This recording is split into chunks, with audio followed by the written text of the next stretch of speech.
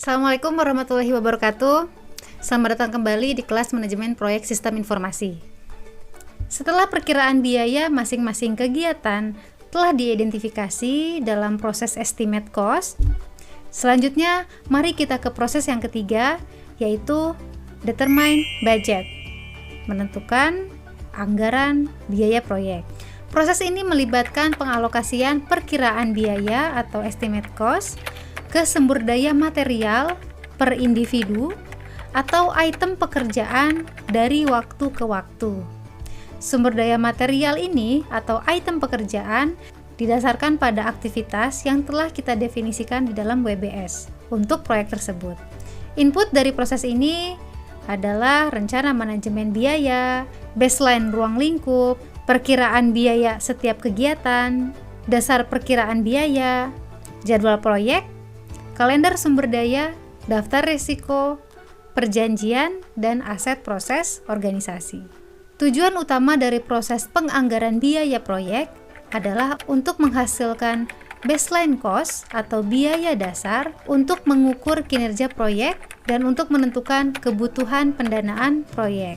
Proses ini juga dapat mengakibatkan pembaruan dokumen proyek seperti item yang harus ditambahkan atau dikurangi atau dimodifikasi dalam pernyataan ruang lingkup atau pada jadwal proyek. Tim proyek akan menggunakan hasil dari perkiraan biaya atau estimate cost bersama dengan jadwal proyek dan informasi lainnya untuk mengalokasikan biaya setiap bulan. Gambar berikut memberikan contoh baseline biaya untuk proyek ini. Baseline biaya adalah anggaran bertahap dari waktu ke waktu yang digunakan manajer proyek untuk mengukur dan memantau kinerja biaya. Sekali lagi, penting bagi anggota tim untuk mendokumentasikan asumsi yang mereka buat saat mengembangkan baseline biaya dan meminta beberapa ahli untuk meninjaunya. Proses yang terakhir dari manajemen biaya proyek yaitu pengendalian biaya. Control cost atau pengendalian biaya adalah proses pemantauan status proyek untuk memperbarui anggaran proyek dan mengelola perubahan pada baseline biaya. Memperbarui anggaran melibatkan pencatatan biaya aktual yang dihabiskan hingga saat ini.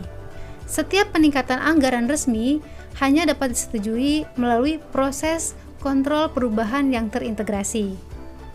Aktivitas inti dari proses ini adalah memastikan bahwa pengeluaran biaya tidak melebihi pendanaan yang diotorisasi. Adapun pemantauan kinerja biaya untuk memahami varian dan memantau kinerja kerja terhadap dana yang dikeluarkan. Masukan untuk proses ini adalah rencana manajemen proyek, aset proses organisasi, persyaratan pendanaan proyek, dan data kinerja kerja. Data kinerja kerja atau progress work ini berisi informasi tentang kemajuan proyek.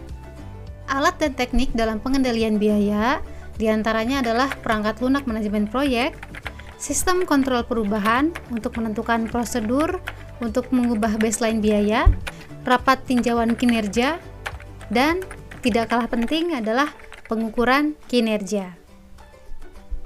Meskipun banyak pendekatan akuntansi umum yang tersedia untuk mengukur kinerja biaya, Earned Value Management atau EVM adalah teknik pengendalian biaya yang kuat, yang unik untuk bidang manajemen proyek. Di video berikutnya, kita akan membahas bagaimana mengukur kinerja biaya proyek dengan menerapkan metode Earned Value Management atau EVM. Sampai bertemu di video berikutnya.